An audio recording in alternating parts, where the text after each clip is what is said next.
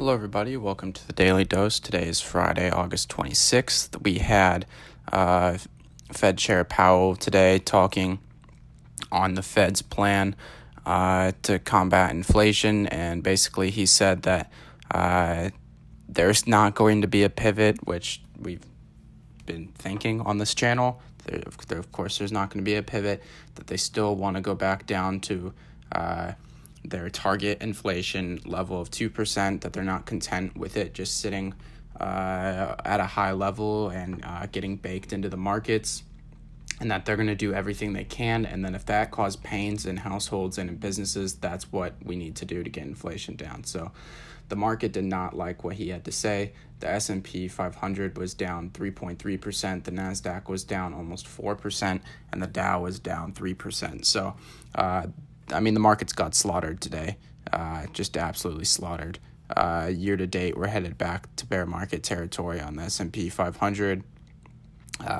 There's really nothing else left to say for that. I mean, we knew the Fed would have to be hawkish if they wanted to get inflation under control. We know that that's their ideal goal. That's the best thing for this economy long term, is to not let inflation get baked into the system. So I mean, if we look at the chart here on the S&P 500, it sold off all day, just straight down. We went straight through this resistance that looked like we had broken up above. So we're probably headed back down to this 39.82 to 39.14 level. And if we break through here next week, I mean, I wouldn't be surprised if we make another trip to the June lows, possibly below, obviously. It could get a little bit ugly on the S&P 500 next week. Hopefully not too ugly, but it could definitely get ugly for sure. So,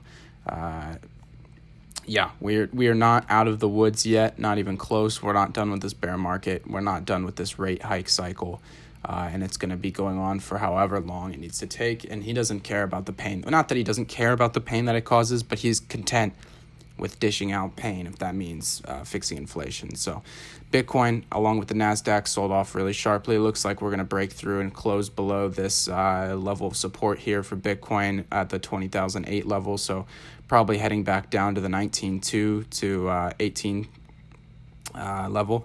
And you know what? I'm just going to drag this all the way down.